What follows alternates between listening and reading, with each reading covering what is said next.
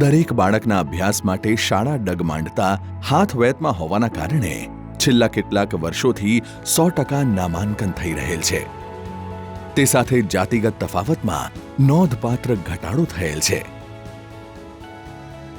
સર્વાંગી વિકાસના અગ્રિમ ધ્યેય સાથે અમલમાં આવેલ નવી રાષ્ટ્રીય શિક્ષણ નીતિ 2020 જ્યારે સમગ્ર દેશને એક નવી દિશા તરફ લઈ જનાર છે, ત્યારે ગુજરાતે પણ સ્કૂલિંગ ટુ લર્નિંગના માધ્યમથી પરિવર્તનનો સાક્ષી બનવાનું સ્વપ્ન સેવ્યું છે.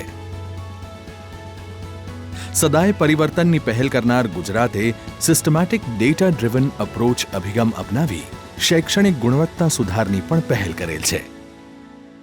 શિક્ષણ વિભાગે સહાયક, પરીક્ષણ અને મદદના હેતુથી આશરે 6000 જેટલા માનવ બળને સશક્તિકરણમાં જોડ્યા છે. આ જોડાણ 1.25 કરોડથી વધુ વિદ્યાર્થી, 4 લાખથી વધુ શિક્ષકો અને 54,000થી વધુ શાળાઓ સાથે સહસંબંધે બંધાયેલ છે. આ સપોર્ટ ટીમ્સ અને શાળાઓ દ્વારા રાજ્યના શિક્ષણ વિભાગને દર વર્ષે અટેન્ડન્સ, લર્નિંગ આઉટકમ્સ, શિક્ષકોના પરફોર્મન્સ, સ્કૂલ ઇન્સ્પેક્શન અને વિઝિટ્સ તથા શાળાની ભૌતિક સગવડતાઓની માહિતી પ્રાપ્ત થાય છે. When I first saw the kind of data that Gujarat government had in education, I was very, very impressed. Now, these kind of data is quite sophisticated, but it was lying in various silos. The Gujarat government smartly connected these siloed systems, modified them a bit so that they all emit data, they all transmit data to a single central location. And that single location is the CCC.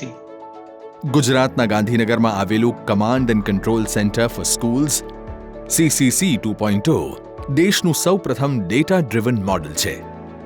ગુજરાતમાં શિક્ષણ વિભાગના nerve centre તરીકે કામ કરતું CCC 2.0 રાજ્યભરના વિવિધ સોર્સેસથી ડેટાને એકત્રિત અને વિભાજિત કરે છે.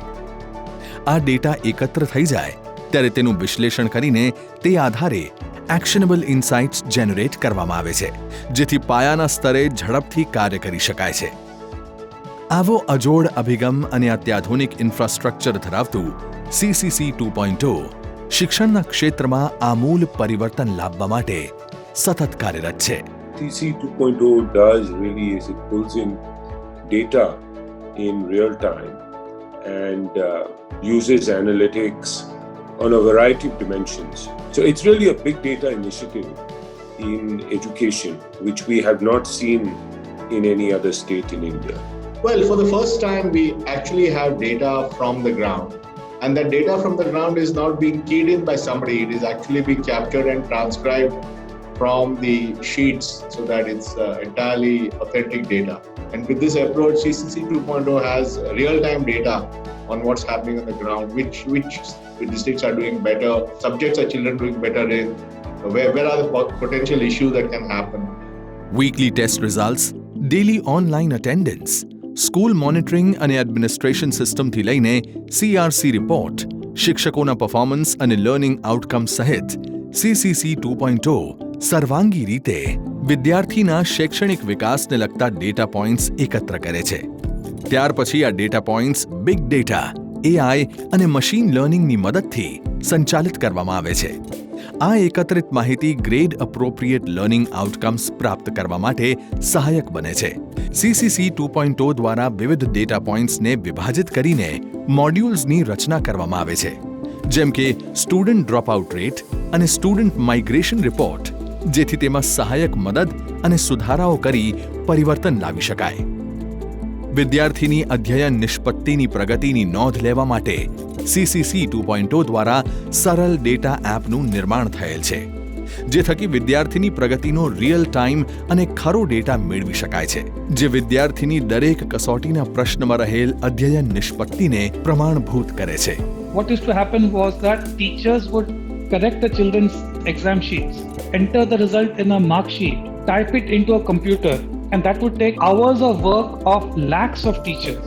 So when the Gujarat government recognized this problem, they looked to Saral data. The 100-day has now reduced dramatically. It has reduced from 100 days to 1 day, and for teacher is a matter of seconds now, not minutes and hours. સરળ data એ આધુનિક AI/ML image detection algorithm છે, જેને સનબર્ડની open source ટેકનોલોજીની મદદથી તૈયાર કરવામાં આવ્યું છે. આ એપમાં એકમ કસોટી, સંત્રાંત અને વાર્ષિક પરીક્ષામાં વિદ્યાર્થીએ પ્રાપ્ત કરેલ વ્યક્તિગત સિદ્ધિનો રિયલ ટાઈમ ડેટા એકત્ર કરી ગુણ ચકાસણીની ખરાઈ કરવામાં આવે છે.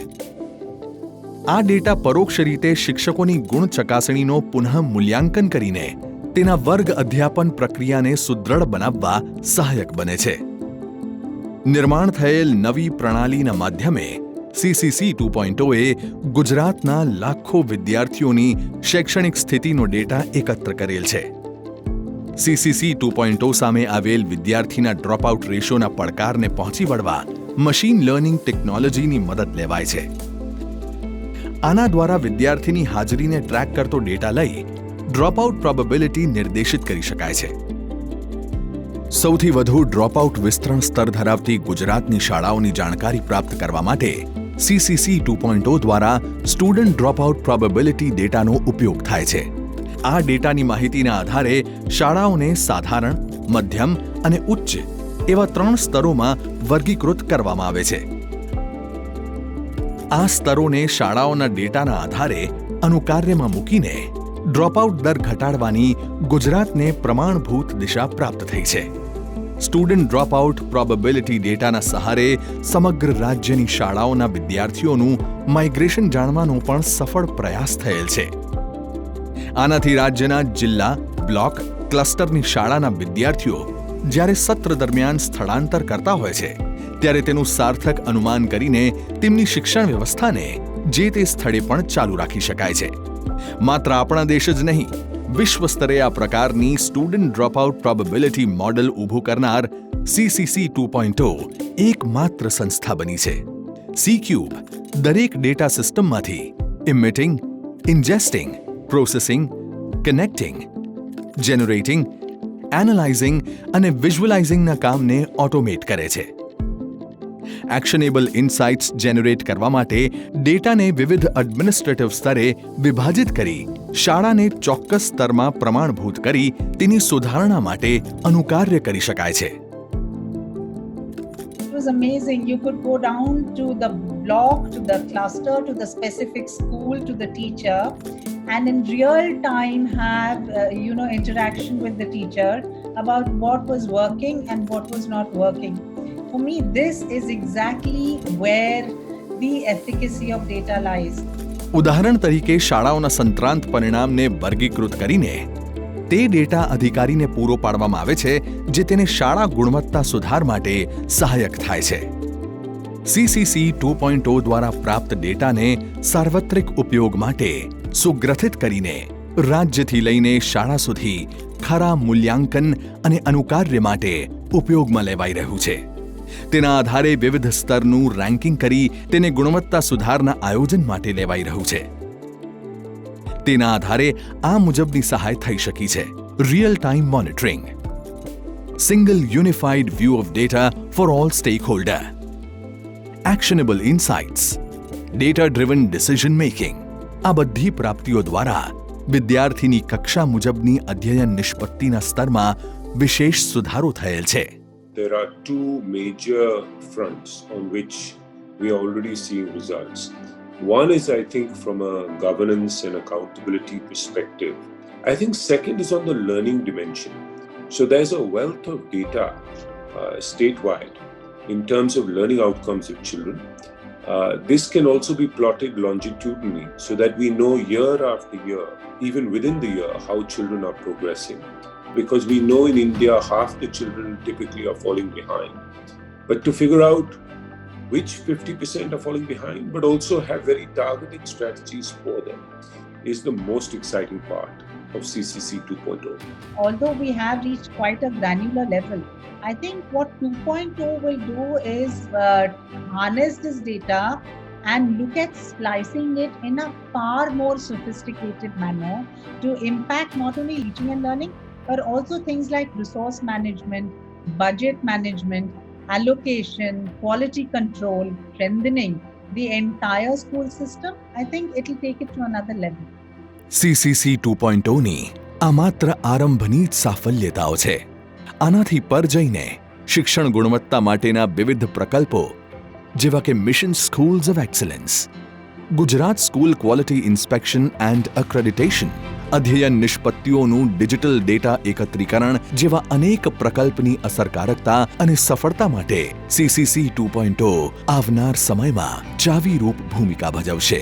Based on conversations with other states, national players, international players, I know for a fact that all of them are very excited about the potential of CCC 2.0 being replicated in other states in India and in fact even in other countries. Gujarat has always been at the cutting edge of using technology and this CCC 2.0 is in line with that. And I think the kind of data you're using and the kind of presentation of the data that you're doing is definitely path breaking. And I'm sure it continues in the tradition of Gujarat being a leader.